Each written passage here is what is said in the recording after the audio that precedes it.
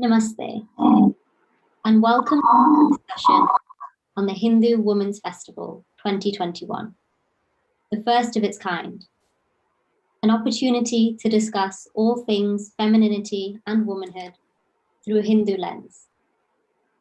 My name is Abhilasha. I'm an assistant psychologist by day and a coordinator for Vichar Manthan by night. This afternoon's conversation is on the role of men, and to help us dive deeper, I'm honored to be joined by three great minds. We have Nithin Sridhar, the Chief Curator at the Advaita Academy. He writes on spirituality, religion, culture, politics, ecology, and social issues. Though trained as a civil engineer who has worked in the construction field, Nithinji left that all behind in 2015 to work in journalism. It's great to have you today, Nithinji. Thank you. Secondly, we have Shweta Mohanty. Professionally, Shweta ji was part of the financial and equity research industry.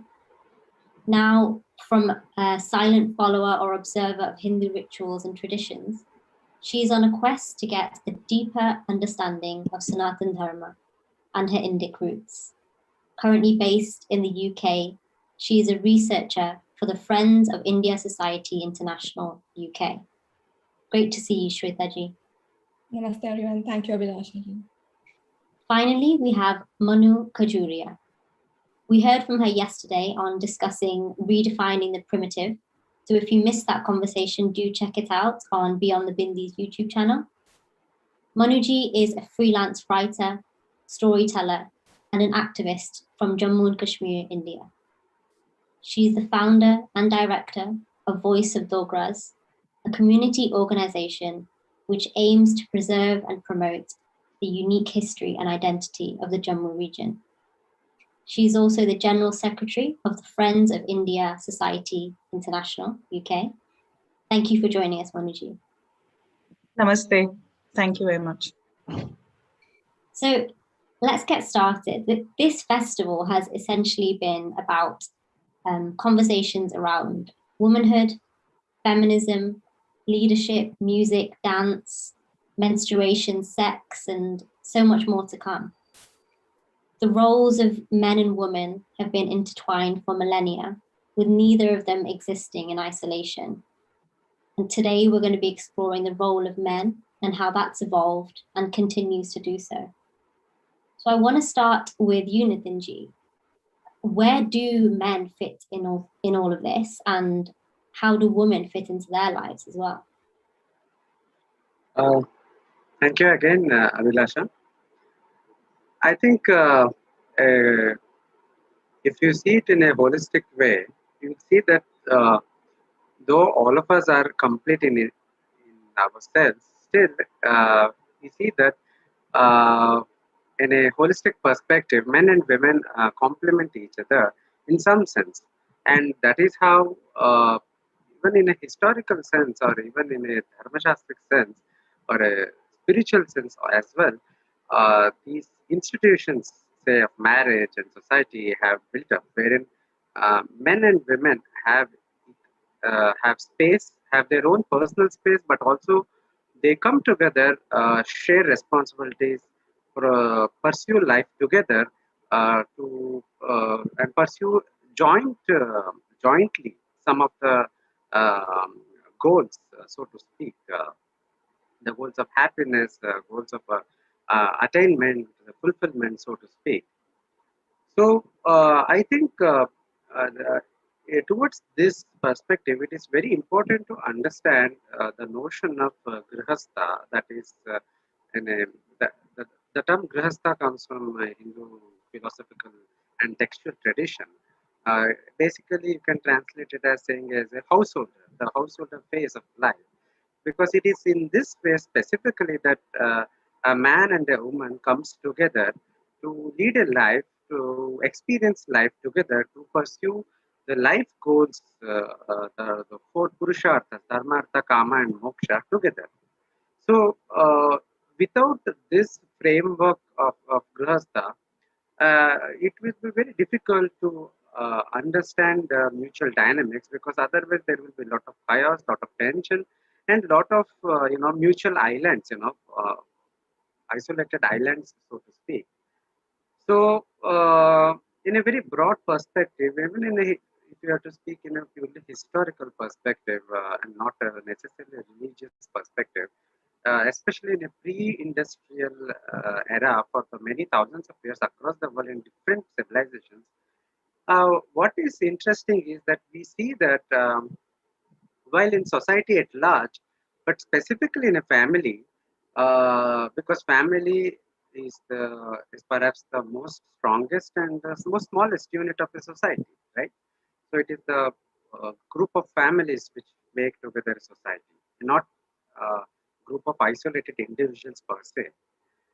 So we will see that society at large, but more specifically in the family, the men's role have been more in the nature of, say, protecting and providing, uh, you know, for example, and the role of women have been more of the nature of nurturing and managing the affairs, importantly within the family, and uh, it is more like micromanagement was with the women of the family, whereas the macro management and decision making was with the men of the family.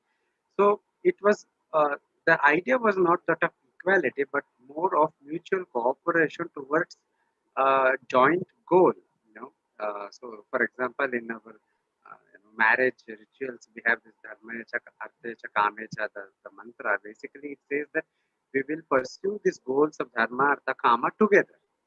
So that is the basis. In my limited reading and analysis, I have found even ancient Greeks, ancient Egyptians, and not just Hindus, but all of them had this notion, even among the Christians and everybody. Uh, where the specifics of each society would be very different. I mean, for example, in a Islamic society, you have this burqa and other such systems which are absent in other civilizations. But the primary role, if you don't go into the specifics, and some specifics may be positive, some may be negative, some society more restrictive to one gender, some society may be more open to some gender. But if you take a large brush and see, even today, despite lot of interventions in the form of modernity, industrial revolution, the social movements, the feminist movements, or whatever it is, we see that in a simple family, it is largely true that the women's have a greater role in the nurturing of the family members, the children, and everything. And whereas the men have a greater role in livelihood. Of course, this today has kind of changed because of in India, we can say the change started with colonial intervention, and so. But nevertheless, even when and if I were to give a not so positive example, a lot of women in India even now complain that they have to go to office and earn money, but also come back home and take care of the children. So they work as double. uh, the, the the aspect is that the nurturing was always their forte, and it continues to be so. But because of this taking up of more livelihood roles, their uh, burden has, so to speak, increased. But nevertheless, the broad point I am trying to make is in a both from a historical perspective, what history was there, but also from a more philosophical Hindu perspective, so to speak, the role of men in society and within family, more specifically, is that of a protector, is that of a provider, one who empowers the family, so to speak, with resources and everything, whatever is needed. So, protector and empowerer, whereas the role of the women have been nurturer, caregiver, and who manages the nitty gritty of the day to day life. And whether we can all debate to the end of the world whether it is good, bad, and that is a different issue. But this system has worked for a very long time. Yeah, I mean, any system, any institution has its own faults. We can today ask for an alternative, but that alternative will also have some other negatives and positives. But Sure. this system has worked for a long time, and I think it's very meaningful because it takes into account the natural tendencies, the natural temperaments of men and women. I mean, the men are naturally good at some things, and women are naturally good at some other things. And I think there is no need to, in the name of equality, there is no need to masculinize women and feminize men. So that is not needed. What is needed is a kind of a mutual cooperation and pursuit of joint goals and love and harmony and cooperation. So I think that should serve as a good opening. And just before I move on to the other panelists, I quickly want to ask you something that you mentioned about change of roles. You said that women in India, at least, are now complaining that they've got to come home and also look after the children. Why is it that men haven't taken on both of those responsibilities of the household? No, it's not necessarily true that they have not taken it. There are lots of examples where the couples jointly manage everything. I mean, it's not that it is not there per se, but what I pointed out is a minority example where some families may have this compulsion, or see, ultimately somebody has to look after the children, right? So it may be possible. The example I gave, the purpose was not to whether to examine why it is not the other way or not. Sure. To simply point out the fact that nurturing has been the domain of women for a long time and it continues to be so even today because it comes to them naturally. They're better at it.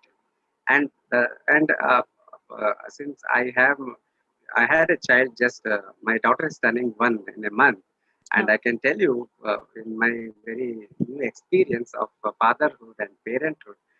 Uh, Parenthood for a father is very different from parenthood for a mother.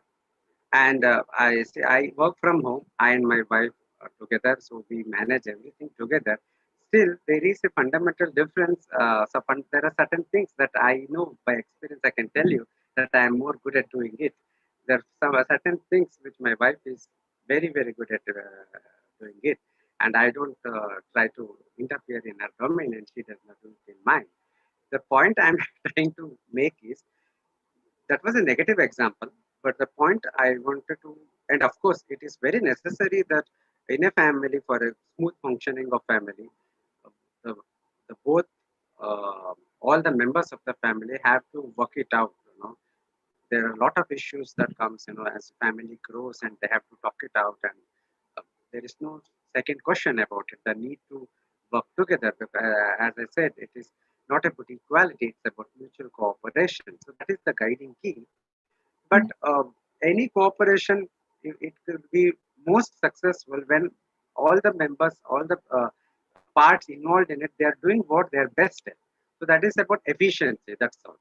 But in a family situation, efficiency is not always the criteria. We have 100 other criteria to take into account in a day-to-day life. Sure, and we'll come back to that, Nithinji. I just want to get Manuji, I want to get your opinion on, and Nithinji, you mentioned a lot there, but a few things that I want to ask Manuji your opinion on is this idea that in order to work together, the men need to do roles that are the macro decisions and women do more nurturing sort of micro decision roles. What do you think of that? What do you think of what Nithinji said about these definitive sort of roles? I think it is a very important and besides being a very interesting discussion, what Nithinji said is something that I also came to terms with or learned while going through the process of marriage and motherhood, because the Western concepts of feminism tell you something very, very different. So you end up thinking that it's about equality is about similarity. And that is where the dharmic perspective is very different, because it does not define equality as similarity. It says that both are important. Both men and women are important. And that's why, the expression, the Western expression of this is my better half is not our expression. Our expression is ardha dvidalam, as in we are two halves. And when we come together, we complete something. So let me, give you my personal experience that when I got married, I had gone to these institutions which were teaching me about equality as a woman, or a gender equality in a very different manner. So I was like literally growing up to believe that, it meant whatever my husband could do, I could do the same, and vice versa. So I went into motherhood with this idea, and then realized that I am better at some things, as Nitinji mentioned. When I became a mother, my worry about how much spinach my child should have in a week so that his iron levels are higher is something my husband cannot think of. Whereas my husband is thinking of, I need to set up a education fund, I need to set up, I need to make sure. So this is where the provider role comes in, and this is where the nurturer role comes in. And this is where I think the dharmic context, in the dharmic context, it's not a right-based thing. So it's not my right to be similar to a man, but I have to look at it from the sense of duty. What is my dharma? What is that jivan, vichar, and upasana, yani living, thinking, or worshipping? What is that way? What is that system which is best for me as an individual, for my self-development, for the development of my family, and the development of my samaj? So that is where this, the dharma, our dharmic philosophy gives us this beautiful understanding that there is no better. I am no better than my husband, or my husband is no better, or these roles are, there is some sort of a hierarchy. Whereas we were led to believe that, you are important, or your self-esteem rests on only when you do certain things, only when you, it's linked with financial independence. Again, I'm not against financial independence of women, but there has to be a deeper understanding that there are some things which my husband can't do. And if my energy and my time is being taken away from my primary role, the God-gifted qualities that I have, the inherent qualities that I have of a nurturer, of, compassion, of love, if that is being taken away, my energy is sapped from that, something will have to give in. There will be some loss somewhere, because I can't do what I'm supposed to do. I'm not able to fulfill my dharma holistically or give 100% to it. So I was having this conversation in the morning with another example, with my teenage son. And I said, what do you think? What is your role? What is your role in dharma? So he looked at the grihastha ashram, because that is where it comes into play the most. Brahmacharya, you are almost doing the same things. Like a man and a woman, you're committed to self-development, you're committed to acquiring knowledge, you are committed to a certain disciplined way of life. But the different roles come in the grihastha ashram. So he said that... for the audience what that is, Manuji? Brahmacharya is, when you are not married, you're not a householder, you're in a Gurukul system. If you're looking at the historical, if I explain it historically, you're in a Gurukul. So, of course, the Shiksha would be very different for men and women. I won't go into that because it's going to take a longer explanation, and probably for another session. But the fact remains that the roles come into play, the different roles come into play the most when you're a householder. When you get married and you raise a family, you have a certain commitment towards the Samaj also. So my son said that, he's of course growing up here, he's getting a British education. So he said that a man can do a woman's role. So I said, can your dad be your mother? He said, yeah, if he had more love. So I found that answer very, very interesting because he understands that there is more love and more compassion. He also mentioned that the mother is staying with the child for the longest period of time. So there is a physical connect also, because, I breastfed my children. So I'm closer to my child. I'm taking the primary caregiving is my responsibility because I can just do it better. It's not a competition. It's not about whether you can do or not. My husband also fills in that space many times. So I think this has to be, the role of men has to be understood as that dharma. What is my dharma? Is it, I have to give my wife the space. I have to give her the environment where she can be at her best, where all her inherent qualities can be at play and can be done with the maximum energy, the maximum shakti. So that's where his role comes in. And it's not hierarchical, as I said. It's not he's doing he's in a higher place and I'm in a lower place, because our roles are different. So this needs to be, I think, very, very it's an important thing to think about and to introspect and to then see how it, sort of plays in our lives. Okay, and I have so many questions after you just said that, but I'm conscious we've not heard from Shweta ji.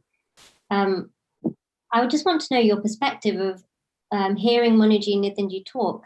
What's resonated with you? What's your opinion on all of this? Thank you, Abhilasha ji. To start with, I would just thank Nithin ji for giving us this wonderful overview about Sri Dharma and Purusha Dharma. And I agree and appreciate Manu ji's thoughts on it as well.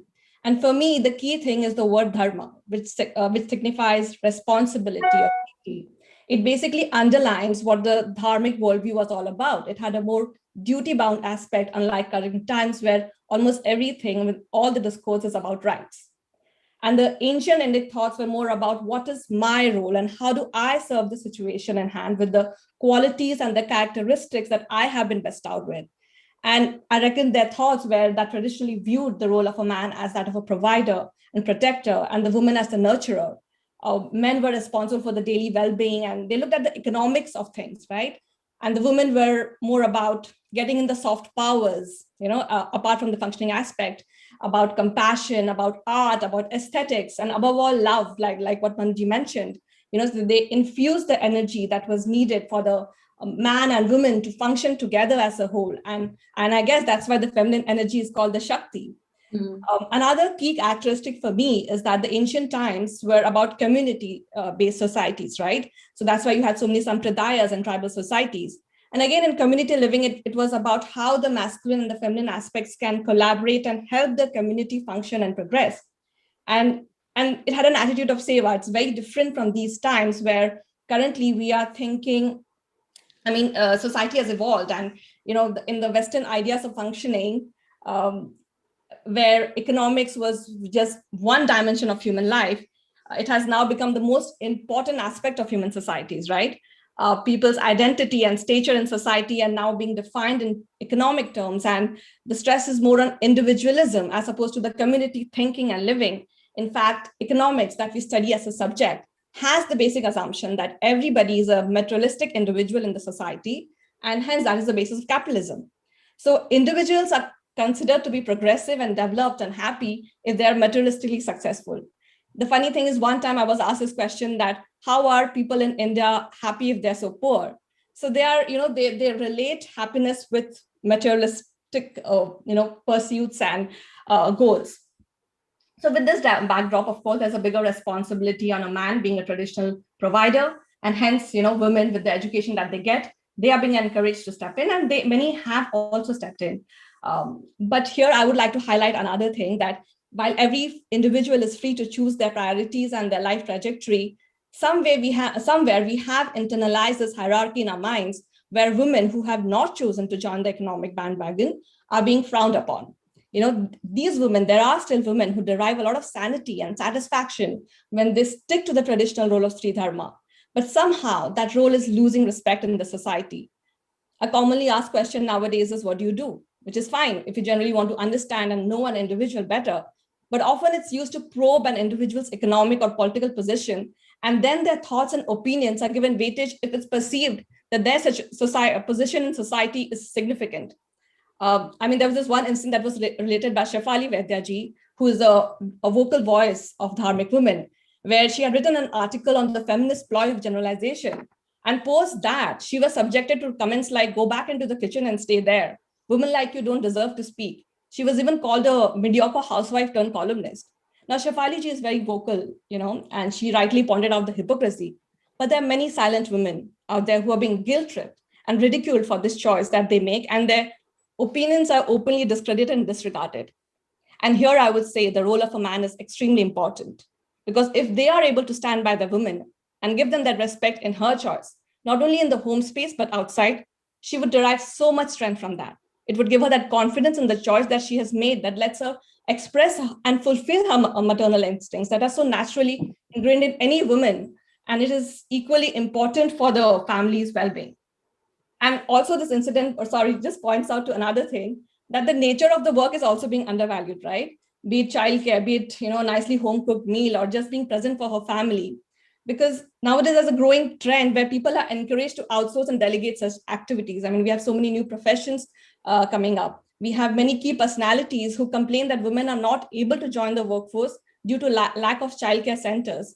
So in effect, they're suggesting that an individual's time is best engaged in making money or spending that money, which is encapsulated in the worst time is money. But I mean, the recently very popular Indian author, he had proudly written that I'm so proud that my wife doesn't make hot fulkas for me.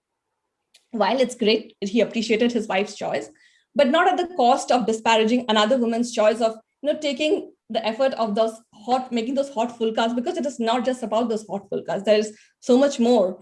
And then you have these matrimonial ads which say that we're looking for an educated and working bride. And so we wonder that have we lost the dharmic worldview of the purpose of education itself, which certainly went beyond utilitarian needs. There is enough research that shows that education was extremely important for men and women in India since time immemorial. I mean, there were 30 women who were mentioned in Rig Veda and whose names are chanted daily. We have Queen Madlasa. She was a Brahmavidini who had dedicated her whole life into learning, but she chose to be a householder. And her role as a mother or a guru to her children is remembered to this day. So education was to understand the world. It was to attain life skills. It was to be able to respond to situations. It was to develop opinions, thoughts, and it definitely went beyond looking at education on how can we make money or gain fame with the acquired knowledge.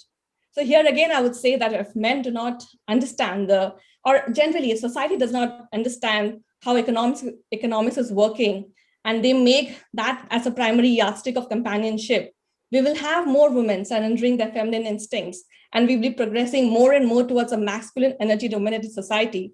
And that imbalance would hit us someday. Thank you.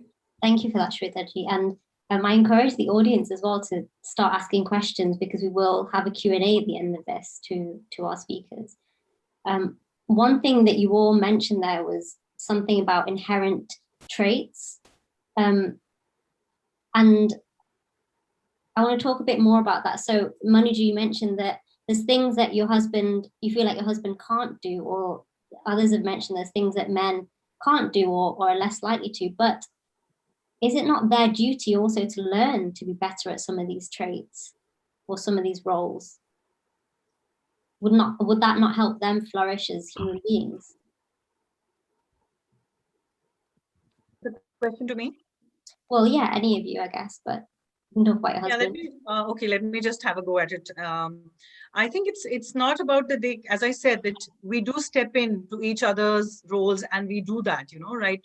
I am right now talking to you. It is lunchtime here. So the khichdi is actually cooked by my husband today. So it's not like that he cannot step into my role, but it's just about this understanding that I am better at this on a daily basis. I bring in something else. There is more compassion in me here. It sounds like self-praise, but I'm talking about women in general. Women in general will have compassion. They will have love. They will have the ability to tie families together, not just their own. They have that ability to get married to their not just their husband, but to their husband's families. And they bring all of them together. I can definitely see women having better skills of community cohesion. You will find more women volunteers working in these different sectors. So what is that thing that they bring in? They bring in something which is special to them, which they are better at. It's about recognizing that. It's not like he never steps into the kitchen, or I never think about how this money is to be used. In fact, in the Dharmic philosophy, it was the woman who decided what is to be done with that money. So in fact, sometimes I think the women had a better and a higher role in that sense, because he was the one who was getting the money home, and then she decides. So even he has to ask the woman of the house, for money, for finance, and say, okay, how is this going to be used? And she takes those decisions. She's the one who's insisting that the money should come into the house in a dharmic way. It has not to be gotten, by any sort of illegal or unethical means. She's the one who's deciding that this money is going to go into this particular dhan, or this is the kind of puja that is going to happen at home.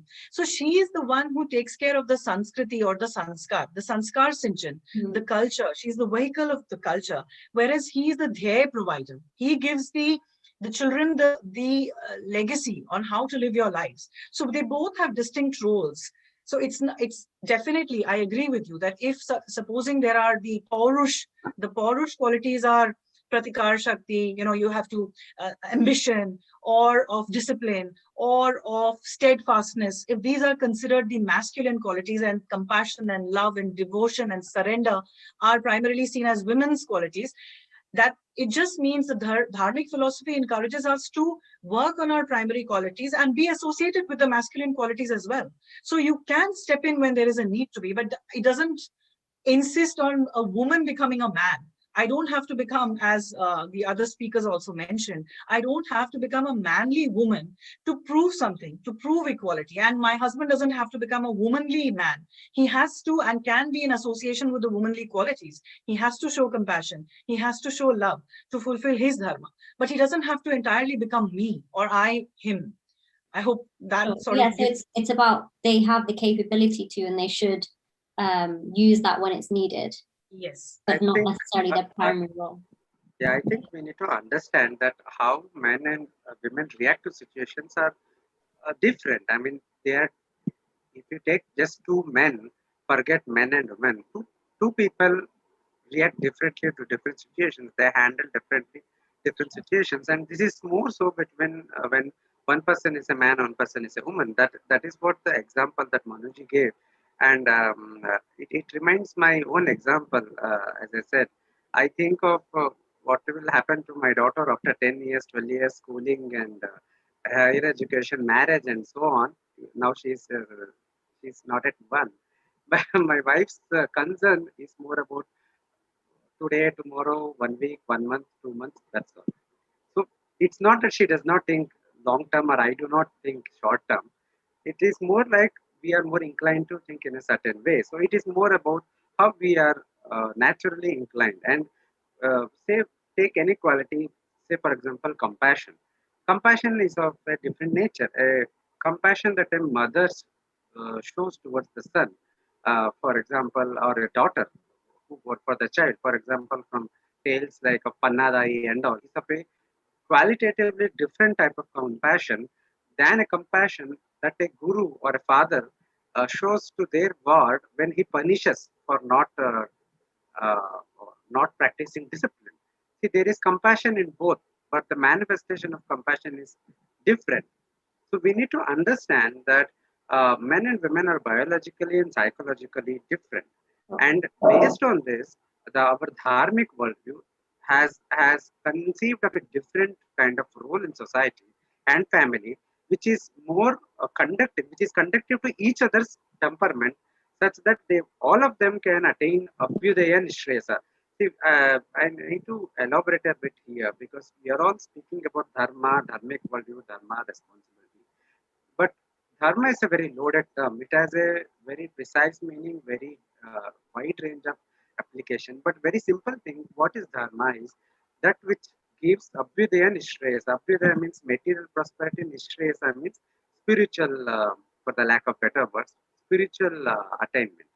And dharma has a very specific meaning in the sense when the I cannot simply say that whatever I do is dharma, and somebody cannot simply say that whatever they do is dharma. What is the basis of knowing what is dharma, and what does it mean to say that something is dharma? The basis is shastra. Without the shastra we cannot say what is dharma, what is adharma. And the shastras designate certain actions of dharma because performing those actions gives you what is called as punyam, which is can be translated as a karmic merit, and this karmic merit translates into happiness in future. This is the definition of dharma. The opposite is definition of adharma. We tend to miss this whole framework, whole etymological, theological meaning associated with the term dharma. It is not simply about duty because different people may have different perceptions about duty. It is duty, yes. It is responsibility, yes. But it is also much more than that. Dharma fundamentally means that those actions which lead to well-being. And what are those actions? It is decided by the Shastras. Action that gives punyam. So in the case of the current topic that we are discussing, based on the inherent nature and our attitudes and our biological and psychological differences between men and women, the Shastra speaks about Sri Dharma for women and Purusha Dharma for men. Uh, of course, some may point out that the text do not mention the terms Purusha Dharma, they mention Sri Dharma. It is not mentioned it because it is understood. Much of the teachings are for the Brahmachari, the male students. So it was understood that it is referring to them. Anyways, so what does the Shastra say? Is basically, if I, because the topic is role of men, I want to make this point. Say, for example, the Manu Dharma Shastra says, if I have to summarize the role of men using a verse of Manusmriti, then it says, Pita rakshati kaumare, bharta rakshati yauvane, rakshanti savire putra, nastri swatantram marhati. This is a very misunderstood verse and highly abused verse. What the verse basically says that when the girl is a child, the father protects her. When the girl is in her youth, the husband protects her. And when the woman has attained old age, the son or the children, the son protects her. Nastri Swatantra Marhati. Here, the Swatantra here does not mean independence or financial independence or not, as it is interpreted. It simply means unprotected. She should always be protected. And so this basically was dedicated to telling the duty of the men, the role of men in society. What is their role? It is the role is to ensure, to facilitate women to have a complete life without any kind of obstructions. The protection is a very, the Raksha has a very deep meaning. It has a very, it is not just a physical protection. Yes, physical protection, yes. It can, even in physical protection, it can mean two things. One, to protect your own family members from any kind of assault or any kind of teasing or anything from outside, but also to ensure that you yourself do not commit such things with women of other house, right? That is for the role of men as a protection is concerned. But the second aspect of a more deeper aspect is also giving education. Father should give proper ethical education to the daughter so that she follows the path of dharma and not swerves from the path of dharma. Similarly, the husband. See, there is a very nice connection in the Dharma Shastra perspective, but the role of men and women. In a marriage, the husband is seen as there is a, the Shastras speak about age difference between it does not it says that the man has to be elder to the woman. The rationale is that man takes up the role of a guru with respect to his wife. The man surrenders to his own guru, whom he learned in the Gurukulam. Similarly, the wife surrenders to her husband in the sense of he is her guru, who he teaches her. So, husband protecting the wife also involves him facilitating her education, teaching her what are duties, what are not duties, what is good, what is bad, what is beneficial, what is not beneficial, what are the spiritual duties. But so this is ours is a dharmic society. See, today's society has completely deviated from the ideals of dharma. That is fine. But we need to understand what is the ideal of dharma to begin with if we have to at least align ourselves to whatever extent possible with the dharmic vision. So it is not a question of whether men cannot develop these feminine qualities or women cannot develop or should not develop the male qualities. Actually, we all have all these qualities to different degrees. It is not that compassion is missing in a man or power play or kshatra quality or courage is missing in a woman. It is not so. We have equally so many examples of women queens, women like Rani Appaka, Rani Channamma, so many of them doing kshatra roles. But the point, and similarly, we have men displaying exceptional courage, exceptional compassion, exceptional care. Even today, we have so many men, single men taking care of their children, just as single mothers taking care of their children, right? So the point I'm trying to make is very simple, that there are certain rules that the dharmic worldview, the shastras, which perceive for the world. Right? It gives a certain order of the world, saying if you live in this way, you will get the best effects, the punyam and the abhyudaya nishvesa. Now, because of our artha and kama considerations, we have deviated. That is fine. But wherever we can align, it is for good of us, because the dharmic teachings are basically teachings which take into account our own biological and psychological effect. This is completely missing in modern narrative. The narrative of modern, where when you say not only the financially empowered women is a worthy of life, worthy of holding in society, mostly influential on all these things, that is actually a great injustice to women itself, because women can excel in different ways, even cooking. Now, which, Sweta ji gave an example of that author. Cooking in our tradition is called as Paka Vidya, and there are texts called Paka Shastra for cooking. It is a Shastra, just like we have Vijnana Shastra, we have Sankhya Shastra, we have Paka Shastra. The place for cooking, the knowledge of cooking is that it is a Shastra, it is a Vidya, it is a knowledge that is sacred, knowledge that is to be valued. It is not undervalued, it is highly valued. So you see the point, we have desacralized our life, and we have a kind of, created a false bifurcation between sacred and secular. And because of this, we think that our day-to-day life is secular and there is nothing sacred. But in the dharmic worldview, when we speak about Sri Dharma, that Shweta ji mentioned many times, basically Sri Dharma is another name, it has a very broad, in a sense, application, but more narrow application is with respect to marriage. That Pativrata Dharma or Sati Dharma and other names are there. What it basically means, again coming to role of men and women in particular to marriage, there is fundamental difference. The women's role is that of Shushrusha, that is nurturing of the husband, nurturing of the children, nurturing of the parents of the husband or the whole family. But what is the men's role or the other family members' role? The Manusmriti again says, Yastu Naristu Pujanti Teramante Devata, in which family the women are honored, women are kept happy, they are given proper place, respect, and everything. There, the family is prospers. If not, the family will incur great papam, the great demerit, and it undergoes destruction. It clearly says, so you see, there is a protection, and I want to bring in a feminist question, whenever this Karwa Chauth and such festivals happen, they ask, why don't man does the same for the wife? This is a very recurring question.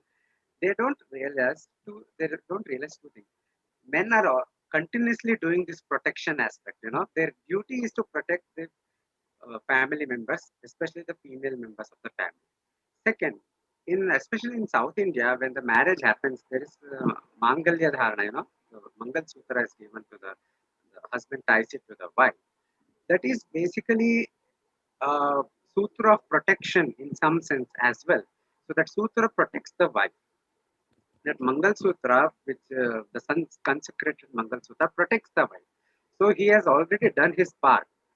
More, whatever dharma he does, which is dana, yajna, whatever it is, the tapasya 50% already transmits to the wife. This is the Shastra saying, it is not my saying. I don't have authority to say. The Shastra says what happens in a ritual or not. It is the ultimate authority. Now, so the women is actually doing Karwa Chauth and everything. It is not purely for the sake of the husband, it is for her own sake. Because the longer he lives, the 50% of his punyam comes to her automatically. Automatic self-debit, automatic debits happens every month. So it is funny in a sense, but it is true that this is how the ritualistic framework of dharma is there. Nobody is left out. Nobody is at a disadvantage. The role may be different. For example, in a yajna, the yajamana is the husband. He cannot uh, perform a yajna without the presence of a wife. The wife, very presence of the wife is needed to enable, to make him competent to do the yajna.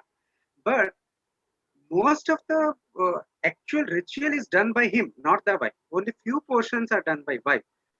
So, but she facilitates it by her presence, and by doing what is specifically ordained for her, and third, by assisting him in other ways like cleaning the yagyashala, ensuring the vessels and everything, the managerial aspect, all the resources are there in the perfect condition.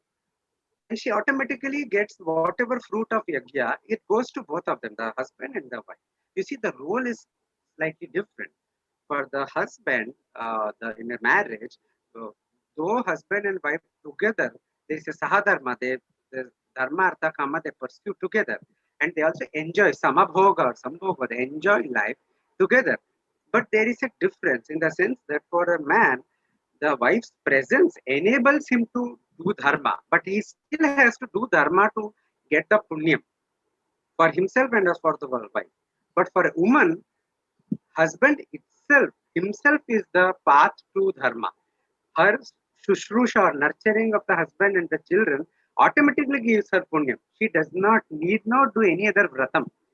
She can do. She is not stopped from doing it. There is no prohibition, but she need not do. So there is a difference from need not and cannot, right? So sorry. yeah, sorry for taking this long, but No, I no, think that's fine. I just had one thing that you mentioned at the beginning of this about the underlying premise was that we are no longer following that path of dharma. But my understanding was that dharma can change with the times. It's not this fixed thing that is regimented and tells us what to do and not to do. So can you just give us your thoughts on that? yeah. See, that is only half correct, I would say. I would not say it is incorrect, but it is half correct. See, dharma, the essential principles of dharma are eternally valid. Sure. That's why it is called Sanatana Dharma. For example, we cannot say 2000 years ago Satya or truth was a dharma and today suddenly falsehood has become a dharma. Right. We cannot say that. However, what we can say that there may be certain situations when falsehood itself acts as Satya. How? For a very simple example. A person was, this is an anecdote, a person was sitting under a tree and suddenly somebody came running and he said some some gunda, some you know all this thieves or some people are coming behind me, they want to beat me up, they want to kill me, I'm going there and hiding behind that tree or something, please don't tell them. This guy who is sitting under a tree, because he wants to tell a truth, when these miscreants come, he tells that he is sitting behind the tree. That is not Satyam. He has to simply sit quietly, or he may say he does not know. That would be Satyam in this sense, right? You're getting the point, right? There may be situations wherein you may not, you cannot, or you should not literally implement the principles of dharma. Yes, that is the contextual interpretation. But the actual principles themselves do not change. So, for example, for what this vivaha, the institution of marriage that the Shastras have given, they have certain fundamental principles, fundamental structure. For example, recently there was an issue in India regarding homosexual unions being considered as legally marriage under Hindu Marriage Act. I examined the issue and I wrote an article saying that in Hindu Dharma Shastric perspective, the very institution of marriage is by definition a heterosexual institution of marriage. Homosexuals unions, fine, but cannot be called as a vivaha because vivaha as a sacrament, as a samskara, by definition is a heterosexual institution designed to help a man and a woman to come together to face dharma, artha, kama together. Just because our society has changed does not mean this fundamental definition changes. So yes, dharma in the sense of practice, we need to interpret it based on desha, kala, yuga, and context and everything. Correct. But there are certain fundamental aspects of dharmic institution, dharma, which do not change. They have to be there, they have to be understood in that way. Only when you understand the core of the principles, then you have the capacity, will develop the capacity to interpret it in how we can apply it today. For example, today the the Varnashrama Dharma in the traditional sense is no longer existing post-colonialism. The Jati system has been completely decimated, right? Whether it was right or wrong is beyond the scope here. But the point is, today we can still implement the Varna, gain benefit from it, from the Varnas framework in one sense. How? In the sense that we can implement certain, for example, the qualities of a Kshatriya. Today we have all these elected people and administrative people sitting in doing Kshatriya duties of managing the country, right? We can educate them about the qualities of a king, qualities of the administrator that is needed, and we can give like a crash course in the Indic understanding of Kshatriya. So this is the implementation part, you see. Yeah, we are not changing the fundamental thing that the Shastra says, but we are trying to take whatever we can to our situation so that we can at least try to align ourselves to a little bit manner with the ideal way. See, we can never 100% implement the ideal, the vision that the Shastras gives. We can only try to imitate it to the best of our possible so that we can make best utility out of it, uh, best use of it. So there is that one truth or that one satya, but the manifestation can be different. But we can't manifest that in the correct way if we don't know the one truth. Is that correct? Okay. Yes, something like that. Yeah. I'm just conscious of time. I want to ask one last thing before we pick up from the questions from the audience. For all of you, I guess, what is the take-home message that we want to leave the next generation of men? And I guess the reason I ask this is in order to help the flourishing of society for both men and women. What is it that you want to leave men thinking about? Anyone can take that. Abhilasha, to your initial question also, when you said that, why can't man take that role, can step in. But, don't you think that, women have a natural instinct of nurturing, and because they are getting into the economics aspect of it, that satisfaction from nurturing is not coming, right? Because, for instance, the other day, my husband, because I was in some talk or something, and then he gave my children some rice and blueberries. For him, it was, enough, right? But that was not as per our standard of the way nurturing should have happened. And that is where the dissatisfaction comes. But according to him, he gave some carbohydrates and he gave some fruit. So he satisfied his bit. But because that nurturing is so natural to us, and there is that thing that it is not getting satisfied, and we are expecting the man to step in and do that thing which is not natural to him, right?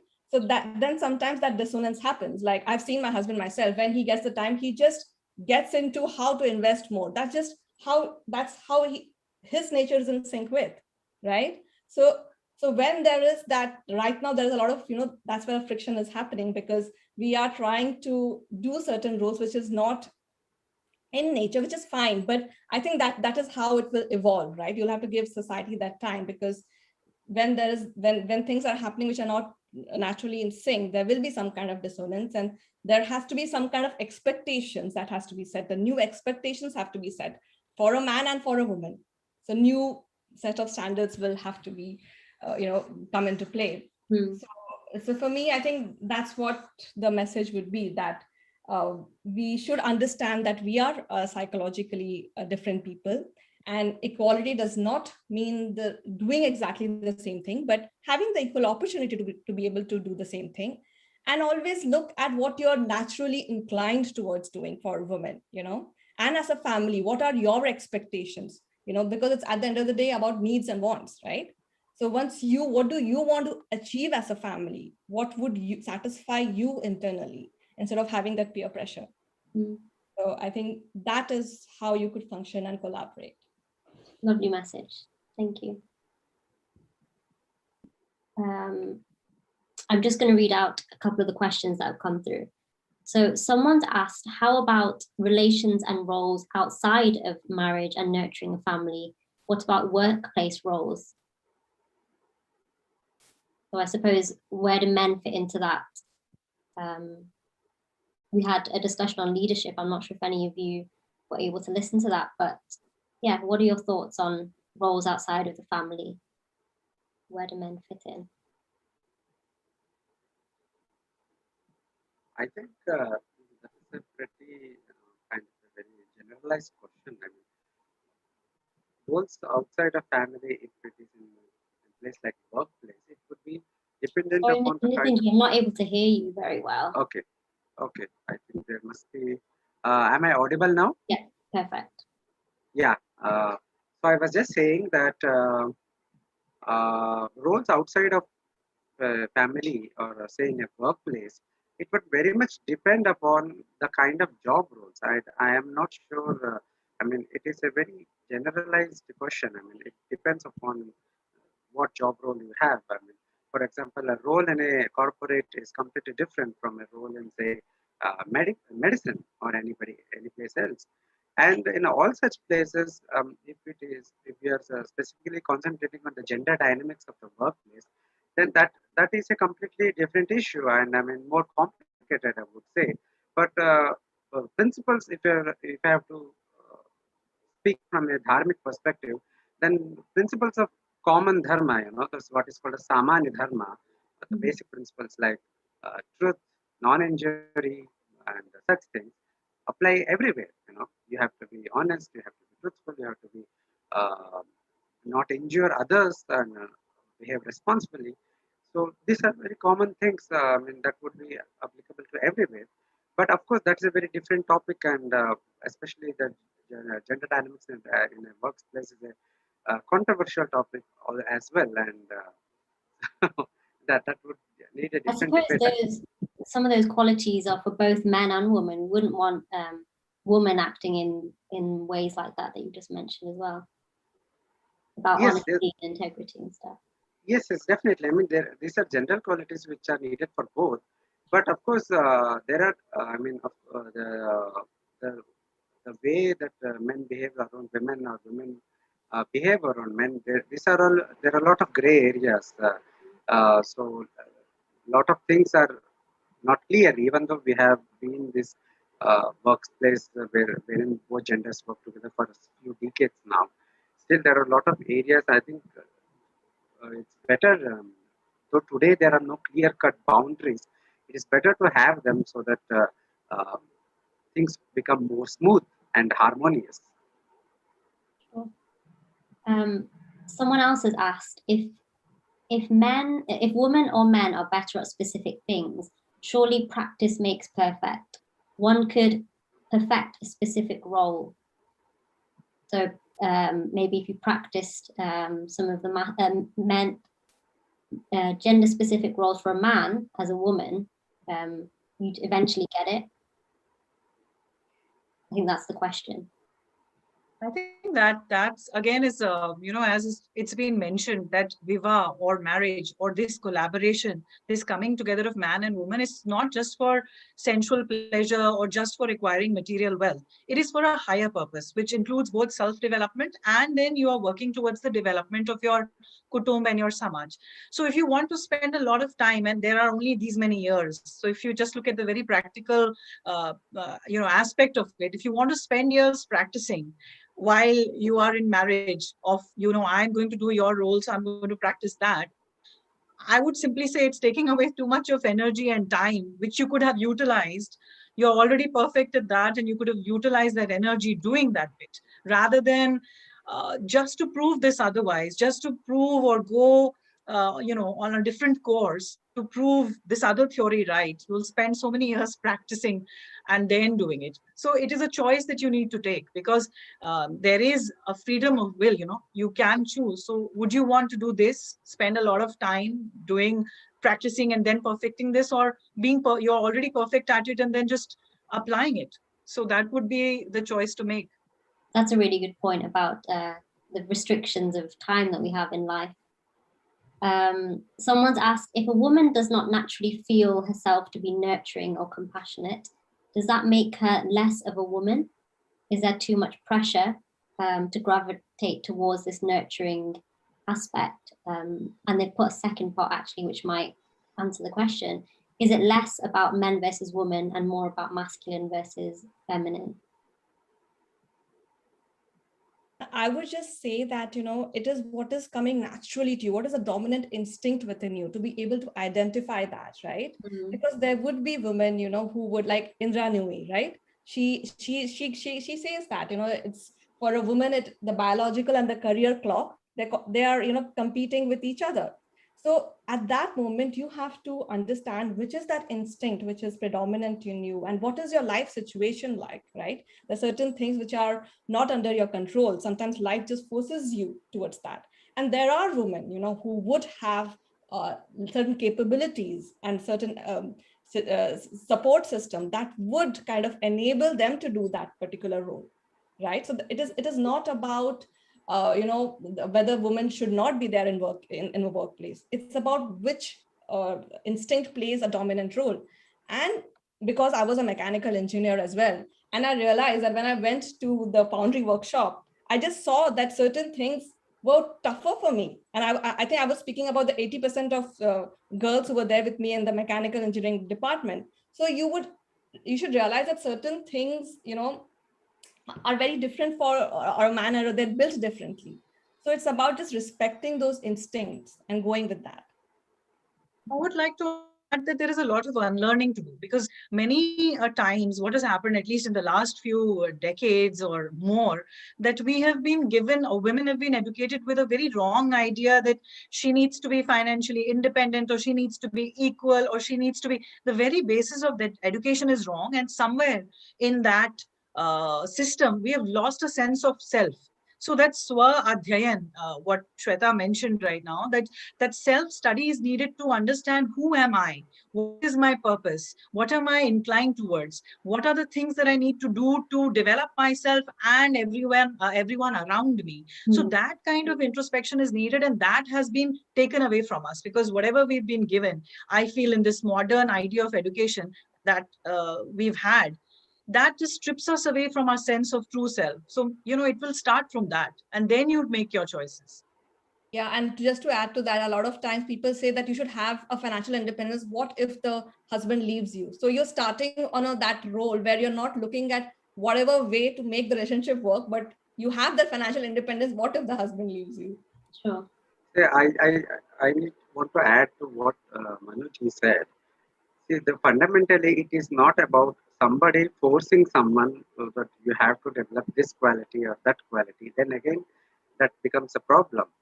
Especially today, wherein the society is completely different. There will always be social pressure, of course. But fundamentally, what should a person concern? What should a person think about? For this, to enable this, the Shastras has given the framework of Purusharthas. Purusha Artha is the goals or what gives meaning to a person's life. Dharma, Artha, Kama, Moksha. So these are four buckets. We can think in terms of a bucket.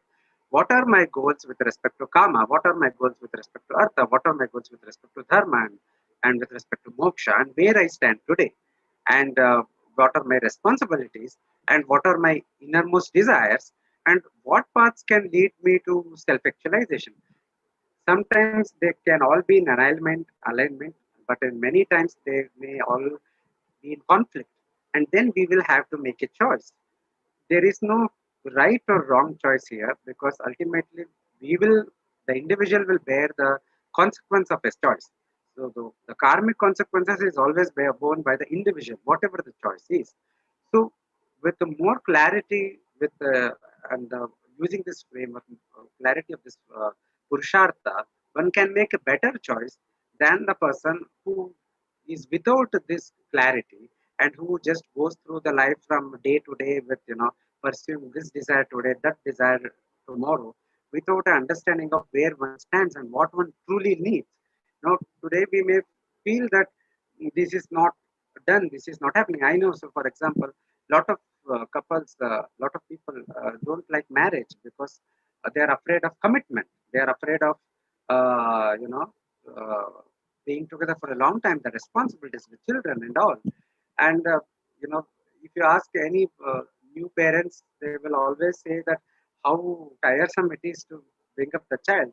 But most don't realize or don't usually discuss is the joy that gets developed is nothing compared to the tiredness. That the joy is hundreds, infinitely more, many times more. So the point is, we need to ask ourselves what we want in life and what is best for us. I mean, we may not be the best judge always, but at least if we are more reflective, we will be more chance. There is a more chance that we are making a better judgment than others. Wonderful. Thank you, all of you. It's been a really insightful conversation. It's a huge topic, the role of men, which we've chosen to try and delve into a little bit today. And I'd love to carry on. I'm sure the audience would love to carry on having this discussion, but this is just the beginning. I encourage everyone at home to have a deeper dive into this topic and into some of the ideas that have been mentioned today. One thing that's really stood out for me throughout you guys all talking is the importance of this harmony between men and women in society, not just in marriage. And I know that's what we focused on a lot today, but in society as a whole, in order to help it flourish. And I really liked what was being said about promoting this idea of self-reflection and introspection and trying to figure out what those inherent qualities are for us and working on those strengths and weaknesses. Thank you to all those listening at home and for everyone that put in questions through the chat. There's still some coming through, I think. I hope we've been able to provide you with some food for thought, and I hope you can stay and join in with some of the other discussions happening throughout the weekend. Thank you again, Nithin ji, Shweta ji, and Manu ji for joining us and giving your insights on the topic.